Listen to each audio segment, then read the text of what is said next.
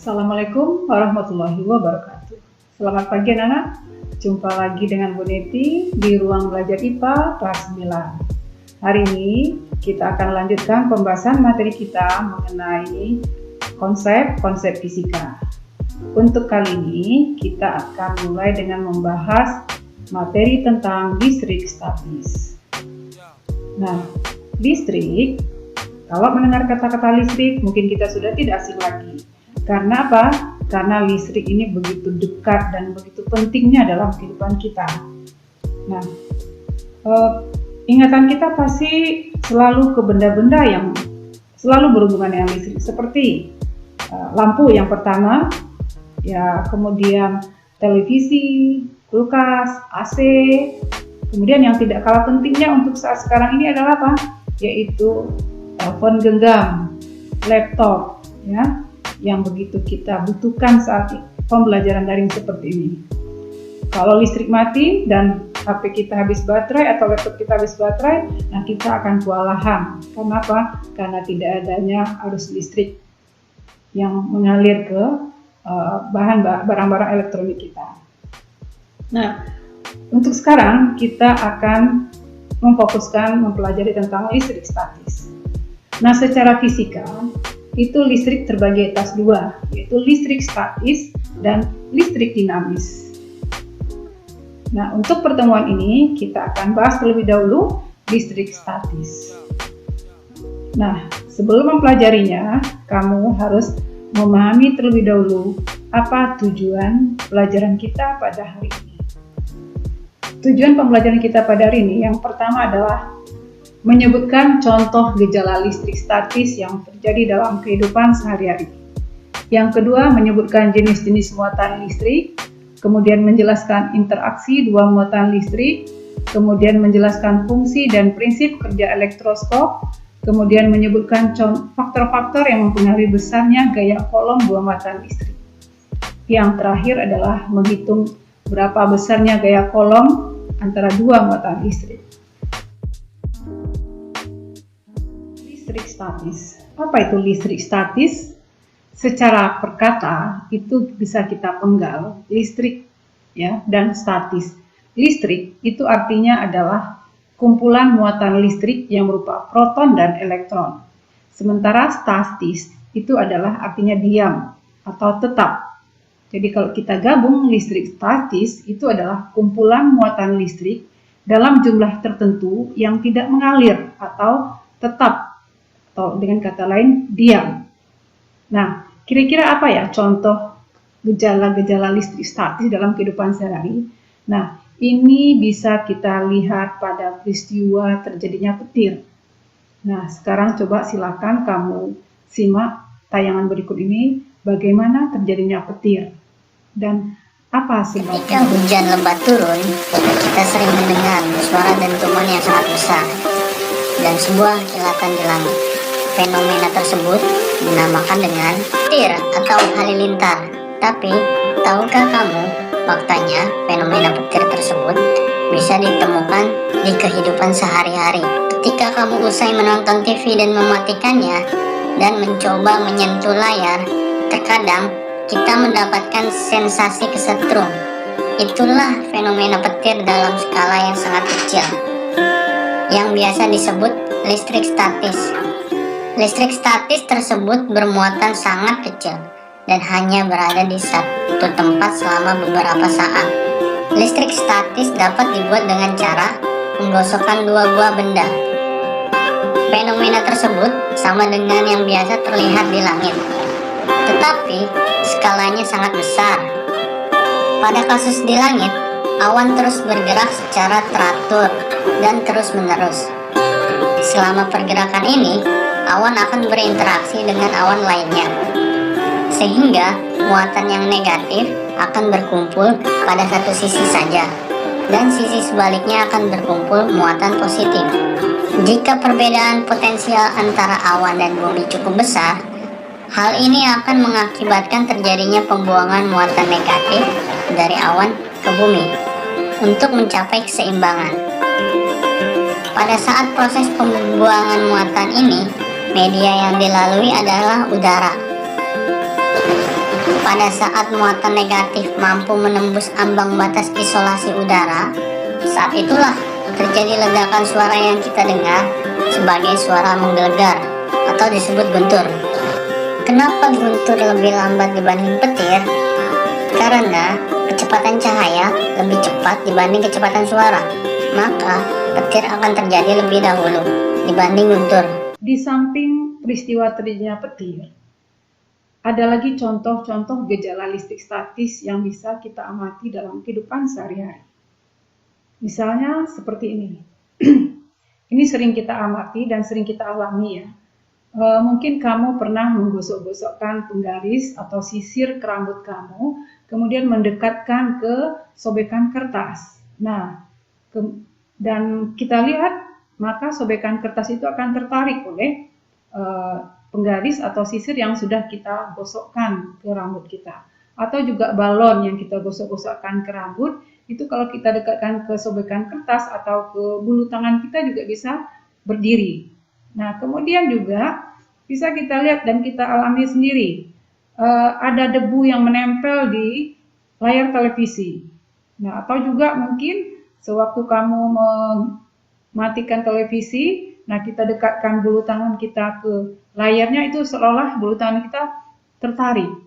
Nah, itu juga adalah salah satu contoh gejala-gejala listrik statis dalam kehidupan sehari-hari. Kemudian ada lagi contoh yang berikut juga, itu merupakan salah satu contoh gejala listrik statis, yaitu kalau kita menggosok kain dari nilon, itu kalau berdekatan, itu dia akan terasa lengket. Ya, kenapa? Karena adanya gaya tarikan antara muatan listrik. Nah, itu adalah salah satu contoh gejala listrik. Nah, juga kamu bisa perhatikan tayangan-tayangan berikut mengenai percobaan-percobaan yang berhubungan dengan gejala listrik statis dalam kehidupan sehari. Dan ini juga bisa kamu praktekkan sendiri di rumah. Percobaan pertama selain pipa ini yang kita butuhkan adalah kaleng kosong. Jadi ini adalah kaleng kosong ya. Terus kain. Ini gue menggunakan kain selimut yang ada bulu-bulunya. Jadi percobaannya gini, ini adalah pipa biasa, tapi kita dengan sedikit ilmu akan membuat pipa ini seolah-olah jadi pipa ajaib. Jadi gini, oke, ini kaleng kosong kita taruh di bawah, dan kaleng kosong ini kalau kita dekatkan ke pipa, tentu saja tidak terjadi apa-apa ya. Tapi kalau pipa ini kita gosok-gosokkan menggunakan kain, lihat apa yang akan terjadi. 3, 2, 1. Lihat guys. Wow, kaleng kosongnya tertarik dengan pipanya. Ini karena pipanya begitu digosok-gosokkan dengan kain, jadi mengandung listrik statis. Dan ini bisa kalian jadikan permainan dengan teman-teman kalian. Jadi kalian bisa balapan kaleng pakai listrik statis dari ujung meja ke ujung meja satunya gitu ya. Duluan siapa yang nyampe ujung. Sekarang kita ke percobaan selanjutnya. Lihat, 3, 2, 1. Wah, belok guys. Belok ya. Wah, belok. Wow. Udah, pokoknya tadi berhasil ya. Kita ke percobaan selanjutnya. Percobaan selanjutnya kita butuh 2 buah balon, dan balon ini akan gua tiup dulu.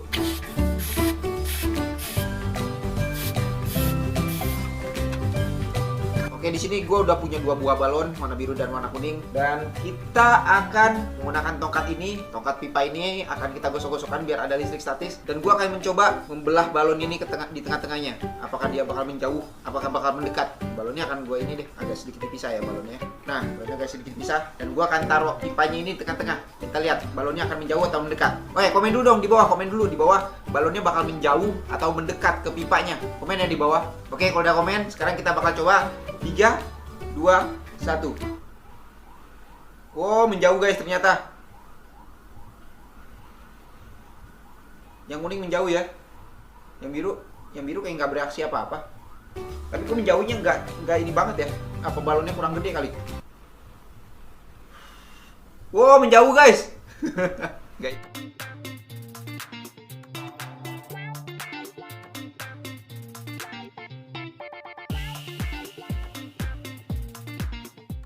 Satunya kita letakkan di atas botol, satunya lagi kita buat untuk menarik seperti ini.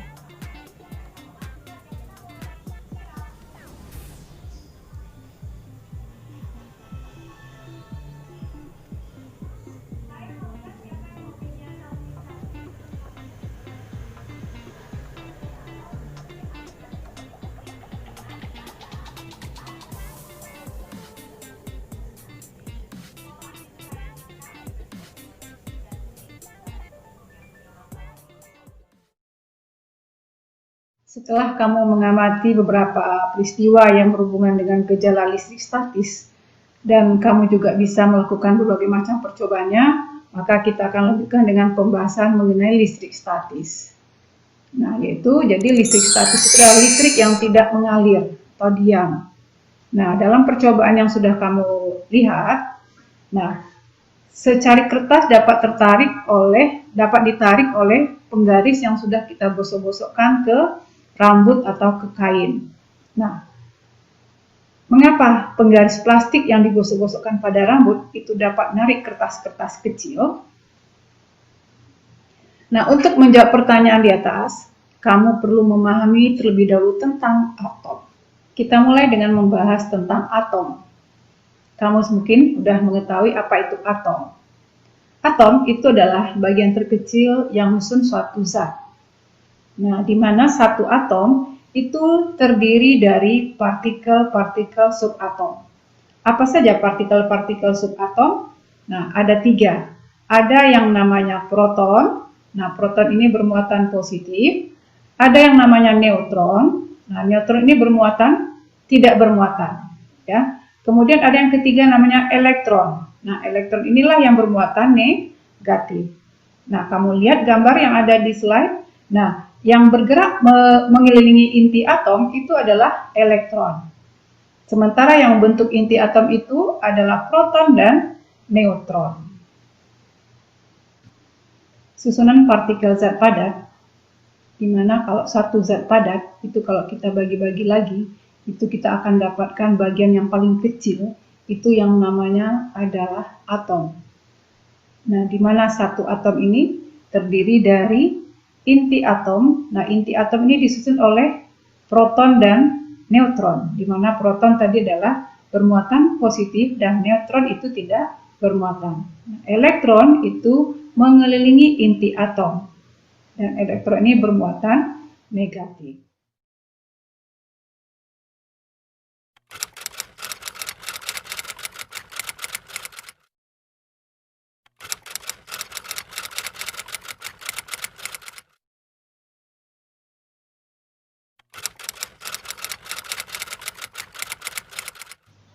Kita lihat model atom hidrogen.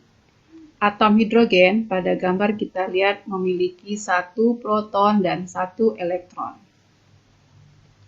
Yang kedua, kita lihat contohnya adalah atom helium. Nah, atom helium, kamu lihat di sini gambarnya. Nah, sekarang pertanyaan. Ada beberapa pertanyaan yang bisa kamu jawab. Yang pertama, berapakah jumlah proton pada atom helium di atas? Kemudian, berapakah jumlah elektron pada atom heliumnya? Seterusnya, apakah atom helium di atas bermuatan listrik? Dan terus, mengapa atom di atas netral? Nah, sekarang kita jawab.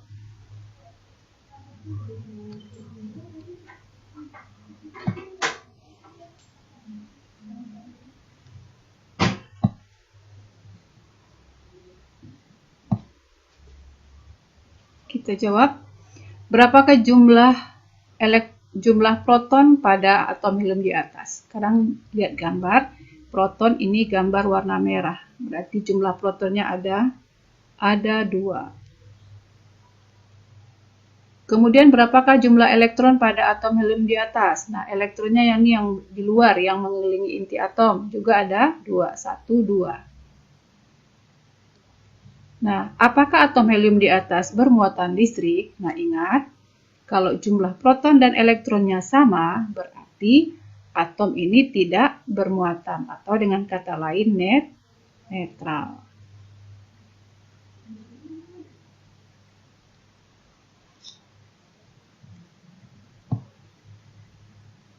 Kemudian tadi pertanyaannya, mengapa atom helium di atas netral? Ya, karena jumlah proton dan elektronnya sama. Seterusnya kita lihat lagi atom litium. Nah, atom litium di sini juga elektronnya mengelilingi inti atom. Kita lihat pertanyaannya apa saja. Berapakah jumlah proton pada litium di atas? Silakan Lihat, cari jawabannya. Kemudian berapakah jumlah elektron pada atom litium? Kemudian lagi, apakah atom litium di atas juga bermuatan? Nah, sekarang kita jawab.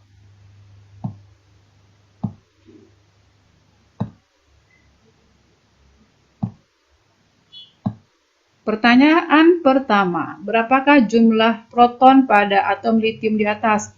Proton tadi yang warna merah ya, 1, 2, 3. Berarti jumlah protonnya ada 3.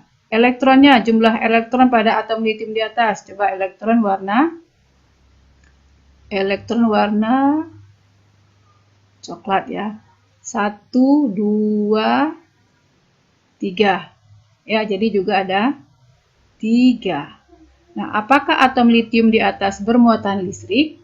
Nah, apakah kalau jumlah proton dengan elektronnya sama dia bermuatan? Ya, tentu tidak. Jadi dia tidak bermuatan.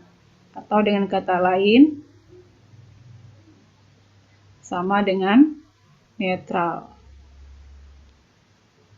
Ya, jadi baik atom helium atau atom litium itu dia tidak bermuatan. Nah, kesimpulannya, jika demikian, kapan suatu atom dikatakan netral? Bisa dijawab ya. Jadi kapan suatu atom dikatakan netral? Kalau jumlah proton dengan elektronnya sama banyak. Nah, sekarang apakah atom yang netral tadi dapat berubah menjadi bermuatan? Ya, tentu bisa ya. Jadi atom yang semula netral itu dia bisa berubah menjadi bermuatan. Apakah dia muatan positif atau bermuatan negatif? Nah, bagaimana caranya? Nah, caranya itu bisa dengan cara menggosokkan dia ke benda lain. Contoh, kita ambil penggaris dan kita gosok-gosokkan ke rambut atau ke kain wol. Nah, apa yang akan terjadi? Nah, di sini elektron yang ada pada rambut itu akan berpindah ke penggaris. Sehingga penggaris itu akan mengalami kelebihan elektron. Akhirnya apa? Dia akan bermuatan negatif. Jadi kalau suatu atom mengalami kelebihan elektron, karena elektron dari atom lain pindah, maka dia akan bermuatan negatif. Sehingga nanti akibatnya dia bisa mengangkat atau menarik secarikan kertas yang semulanya netral. Ya, jadi penggaris yang semulanya netral bermuatan negatif dan dia akan bisa menarik benda-benda yang netral lainnya seperti carikan kertas. Nah, kemudian untuk mendapatkan muatan listrik itu bisa kita lakukan dengan cara menggosok tadi ya. Nah, kita lihat contohnya nih sebatang penggaris dengan secari kain wol. Nah, batang penggaris ini sama-sama netral dengan kain wol. Dimana kalau benda itu netral, jumlah proton dan elektronnya sama banyak. Begitu juga dengan kain wol, jumlah proton dan neutronnya sama banyak. Nah, penggaris ini akan bisa menjadi bermuatan kalau kita gosokkan ke kain wol. Nah, ini kita gosok-gosokkan. Nah, nanti akibatnya apa? Akibatnya elektron pada kain wol itu akan berpindah ke penggaris. Ya. Sehingga nanti penggarisnya kelebihan elektron. Akibatnya dia akan bermuatan negatif. Yang berikut kita lihat untuk mendapatkan muatan listrik pada benda dengan cara menggosok. Kita lihat contohnya pada sebatang kaca yang digosokkan ke kain sutra.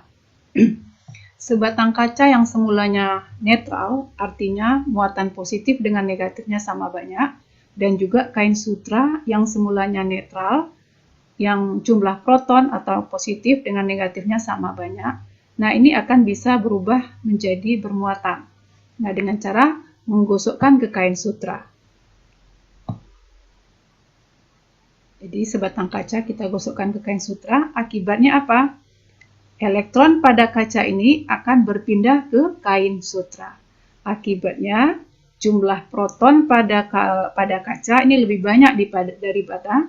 daripada elektronnya, karena elektronnya sudah pindah ke kain sutra, sehingga dia mengalami kekurangan elektron dan kelebihan dari proton.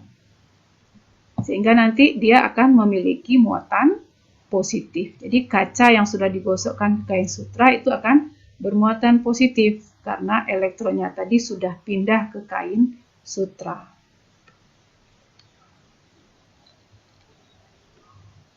Nah, ini bisa kita lihat pada bentuk atomnya. Kita lihat contohnya, kenapa dia bisa berpindah. Di sini, natrium plus 11. Artinya apa? Artinya, atom natrium ini memiliki 11 proton. Nah, kemudian kita lihat lagi klor. Ini Cl ini adalah klor plus 17. Artinya, atom klor ini memiliki muatan protonnya itu sebanyak 17. Nah, apakah atom natrium ini netral atau apakah atom klor ini netral? Nah, kalau dia sendiri tunggal mungkin dia netral, tapi kalau dia sudah berikatan dia akan membentuk muatan. Nah, di sini atom elektron pada atom natrium ini akan berpindah ke atom klor. Ya. Kenapa? Karena terjadi ikatan antara atom natrium dan klor, maka satu elektron dari atom natrium akan berpindah ke atom klor. Sehingga nanti kedua atom ini akan bermuatan. Karena satu elektron dari atom natrium berpindah, otomatis natrium kekurangan elektron. Sehingga dia menjadi bermuatan positif. Kemudian karena klor menerima satu elektron dari atom natrium, maka dia mengalami kelebihan elektron, maka dia bermuatan negatif. Jadi kesimpulannya, kapan sebuah atom netral dapat menjadi bermuatan listrik? Ya tentunya kalau dia menerima elektron atau dia memberikan elektron. Kalau dia menerima elektron berarti dia mengalami kelebihan elektron, maka dia bermuatan negatif. Kalau dia memberi elektron, maka dia akan kehilangan elektron atau kekurangan elektron, maka dia akan bermuatan positif. Kesimpulan, bisa kita simpulkan, kapan sebuah atom netral dapat menjadi bermuatan listrik? Ya, suatu atom netral bisa menjadi bermuatan listrik kalau dia menerima elektron sehingga dia mengalami kelebihan elektron. Atau kalau dia memberikan elektron sehingga dia mengalami kekurangan elektron. Kemudian, ada berapa jenis muatan listrik? Yaitu ada 2. Ya, muatan listrik positif dan muatan listrik negatif. Ya, jadi ada muatan listrik positif, ada muatan listrik negatif. Lanjut kesimpulan yang berikutnya. Bila atom kehilangan elektron, maka atom tersebut akan mengalami kekurangan elektron. Karena dia sudah memberi ya.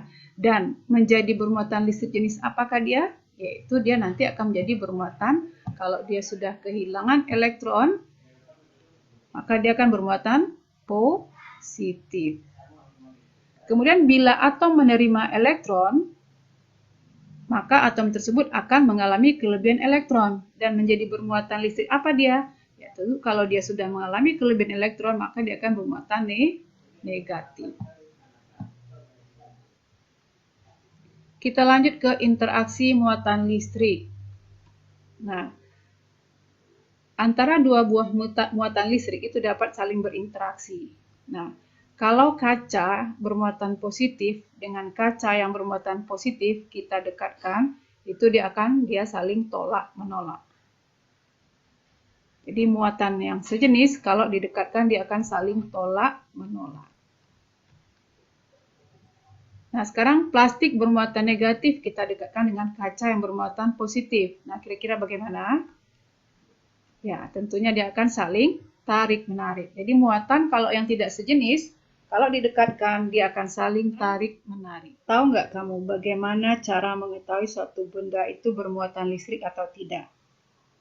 Nah, kita bisa mengetahuinya dengan menggunakan alat yang disebut dengan elektroskop. Itu alat ini digunakan untuk mengetahui muatan listrik pada benda. Nah, kalau kita lihat gambar, nah satu buah elektroskop itu terdiri dari ini namanya kepala elektroskop, ini konduktor, ini daun elektroskop, dan ini adalah dinding kaca. Nah, sekarang bagaimana prinsip kerja elektroskop? Nah, pada saat elektroskop netral, ini daun elektroskop ini tertutup atau menguncup. Kemudian, pada saat elektroskop bermuatan, daun elektroskop ini akan terbuka atau mengembang.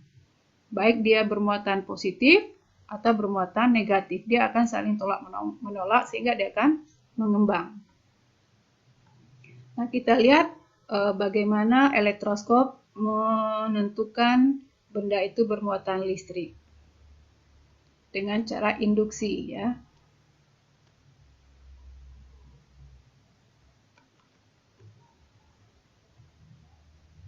Nah, ini elektroskop dalam keadaan netral. Ya, di mana daun elektroskopnya menguncup. Nah, sekarang kita dekatkan ke kepala elektroskop sebatang penggaris misalnya yang bermuatan positif. Maka nanti elektron yang berada pada daun elektroskop ini akan menuju ke kepala elektroskop. Maka di daun elektroskop itu yang tinggal adalah muatan positif.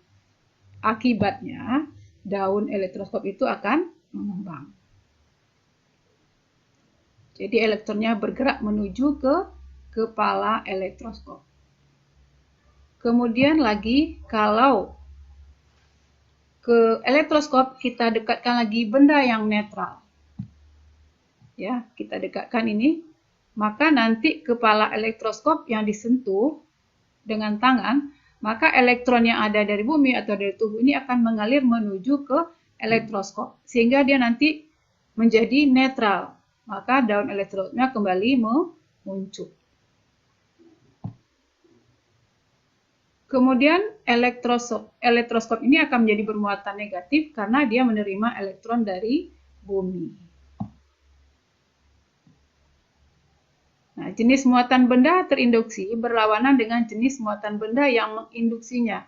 Jadi kalau ke kepala elektroskop ini kita lekatkan penggaris yang bermuatan positif, maka nanti elektron yang ada di daun ini akan mengembang.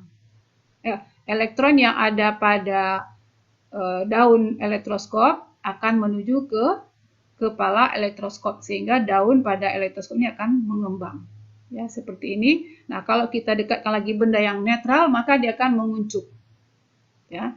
Nah, sekarang bagaimana kalau yang didekatkan kepada kepala elektroskop itu benda yang bermuatan negatif? Nah, bisa enggak kalau ini penggaris ini kita atau sebatang kaca yang kita penggaris yang kita dekatkan bermuatan negatif. Bagaimana, apakah dia juga mengembang atau netral? Nah, silakan didiskusikan. Mendeteksi muatan dengan elektroskop. Bahan dan alat yang diperlukan: elektroskop, batang kaca, batang ebonit. Metode: siapkan sebuah elektroskop. Sentuh piringnya dengan tangan. Hal ini untuk memastikan tidak ada muatan listrik di dalamnya, karena muatan dialirkan ke tanah melalui tubuh kita. Kemudian, gosokkan batang kaca ke kain sutra. Lalu, sentuhkan ujung batang kaca tersebut ke piringan di bagian atas elektroskop. Tampak bahwa bilah elektroskop terbuka.